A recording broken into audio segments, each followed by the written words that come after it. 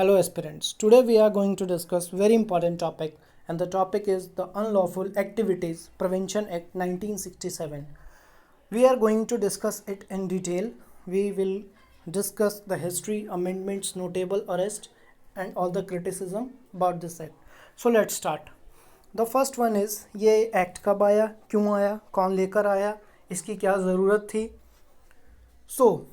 ये एक्ट आया था 1967 में, बट इसकी शुरुआत होती है 1963 से. एक कमेटी ने गवर्नमेंट को ये रेकमेंड किया कि there is some need to restrict some actions. कुछ रीजनेबल रिस्ट्रिक्शंस की ज़रूरत है जिससे हमारी कंट्री की सोवरेनिटी और इंटीग्रिटी पे अफेक्ट होता है. अब कौन सी चीज़ों पे रिस्ट्रिक्शंस की ज़रूरत थी? वो तीन इंपॉर्टेंट चीज़ें थी और वो तीन इंपॉर्टेंट चीज़ें थी. The first one is freedom of speech and expression. Second चीज़ थी right to assemble peacefully and without arms. Third one is right to form association और यूनियंस. ये तीन इंपॉर्टेंट चीज़ों को डिस्कस किया गया और ये गवर्नमेंट ने कहा कि इन तीन चीज़ों को रीजनेबली रिस्ट्रिक्ट करने की ज़रूरत है, कुछ इस पे रिस्ट्रिक्शंस लगाने की ज़रूरत है और इस पे लगाई गई. एंड फाइनली ये लॉ पास हो गया after the ascent of president on 30 दिसंबर 1967. अब इस लॉ में इसकी क्या एप्लीकेशन है, क्या एक्सटेंट है, we will discuss that. First one is it is applicable across the entire country. ये पूरे कंट्री में आप कहीं पे भी रहते हो, चाहे आप कश्मीर में रहते हो या आप केरला में रहते हो या आप वेस्ट बंगाल में रहते हो या बिहार में रहते हो, ये आप पे अप्लाई होती है. एनी इंडियन और foreign nationals charge under this UAPA is liable for the punishment under this act irrespective of the location of the crime offence committed.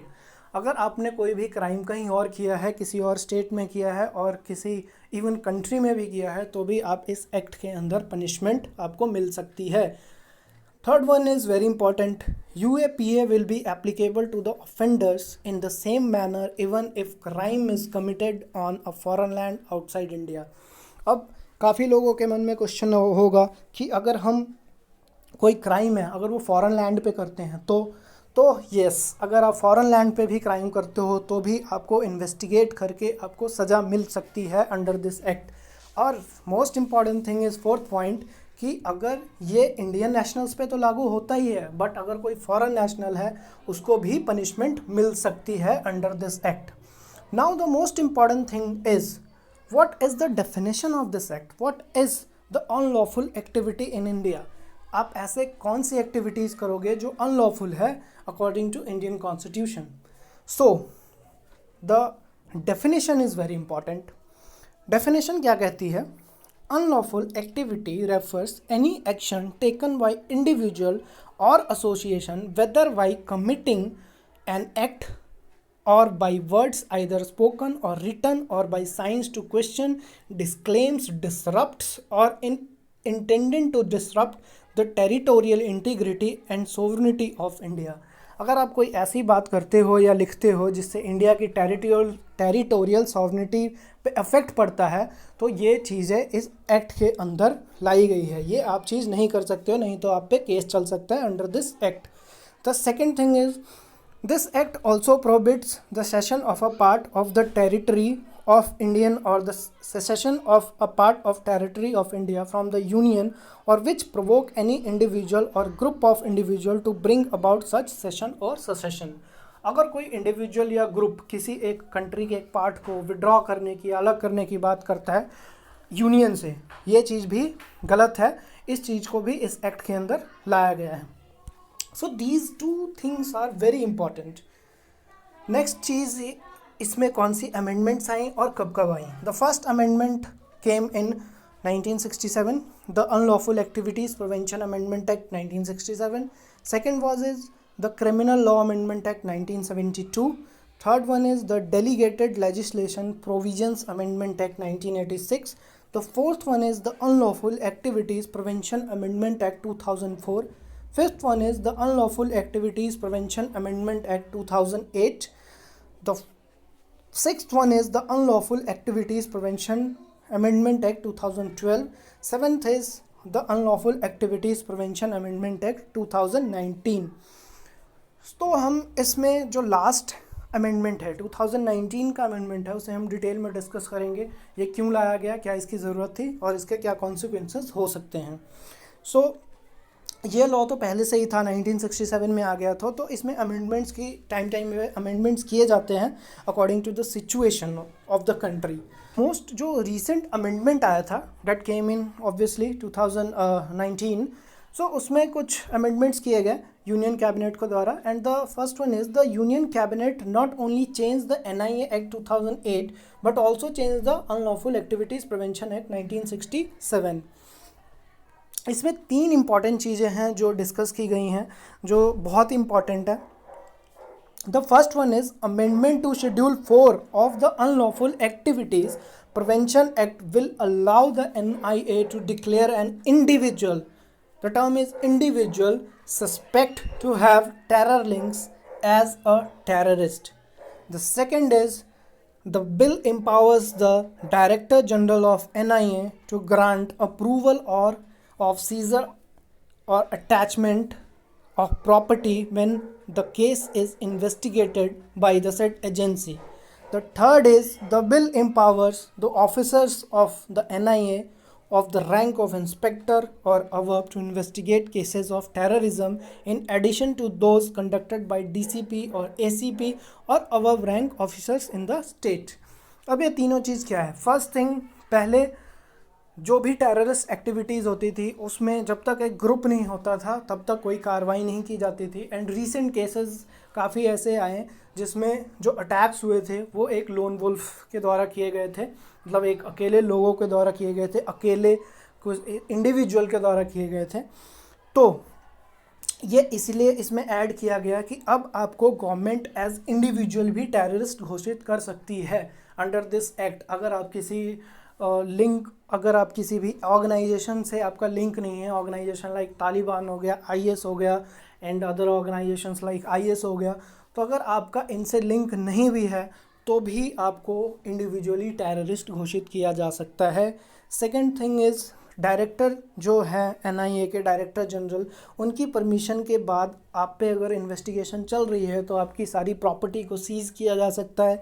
Third thing is also very important, पहले जो cases होते थे उनकी investigation होती थी वो एक superior rank जो होता था ACP या DGP DSP वही लोग ही कर सकते थे, बट अब एक इंस्पेक्टर रैंक का अधिकारी भी इन्वेस्टिगेशन कर सकता है। So this is very important.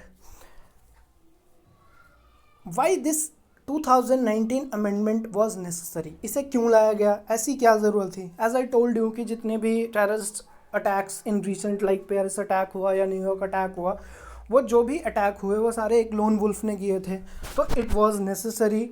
Second thing is जो इंडिया डिमांड कर रही है इंटरनेशनल कम्युनिटी से कि हाफिज़ सईद और मसूद अजहर जैसे लोगों को टेररिस्ट घोषित किया जाए UN और पूरी इंटरनेशनल कम्युनिटी के द्वारा, बट ये चीज़ें नहीं हो पा रही है।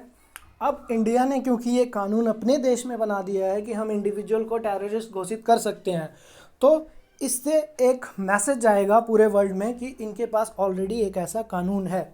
And the third thing is very important again कि NIA के ऊपर जो बर्डन था बहुत सारा कि ACP और DSP रैंक के लोग ही इन्वेस्टिगेट कर सकते थे और एक मैन पावर का क्रंच रहता था, अब वो क्रंच कम होगा क्योंकि ये इन्वेस्टिगेशन अब एक इंस्पेक्टर रैंक का अधिकारी भी कर सकता है। So these 3 things were very necessary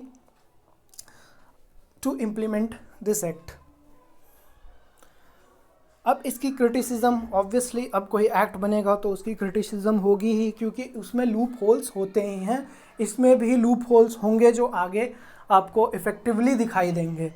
last जो हमारे मिसयूज़ हुए हैं वो हमारे पोटा में और टाडा में ऑलरेडी हुए हैं, इनके काफ़ी डॉक्यूमेंट्स हैं और जो इंटरनेट पे अवेलेबल है, आप इजीली उन्हें जाके पढ़ सकते हो, इनकी वीडियोस भी काफ़ी अवेलेबल है, वो भी आप देख सकते हो।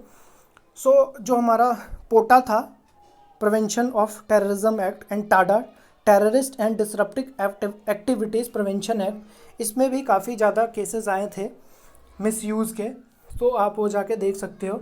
तो इसमें भी केसेस आने की संभावनाएं हैं, हो सकता है इसमें केसेस आए, हो सकता नहीं है। सो ये एक क्रिटिसिज्म हुई। कुछ एक्सपर्ट्स ने कहा कि ये इंडिविजुअल के राइट्स के खिलाफ है। जो इंडिविजुअल को राइट्स मिलते हैं आर्टिकल 21 के अंतर्गत, हमारे कॉन्स्टिट्यूशन में आर्टिकल 21 है, उसके अंतर्गत जो इंडिविजुअल को राइट्स मिलते हैं, ये एक्ट उसके खिलाफ है। कुछ एक्सपर्ट्स का ये मानना था। थर्ड वन वॉज कि जो इंडिया का एक फेडरल स्ट्रक्चर है, स्टेट के कुछ टास्क होते हैं, सेंट्रल के कुछ टास्क होते हैं, सेंट्रल स्टेट के उन टास्क में इंटरफेयर नहीं करती है, स्टेट उनके टास्क में इंटरफेयर नहीं करता, सबके अपने अपने टास्क निर्धारित किए हुए हैं। तो इसमें कुछ जो चीज़ें थी उसको डिस्कस किया गया कि जब सारी चीज़ें एनआईए ही कंट्रोल करेगी तो पुलिस क्या करेगी, फिर पुलिस की तो कोई वैल्यू नहीं रह जाएगी।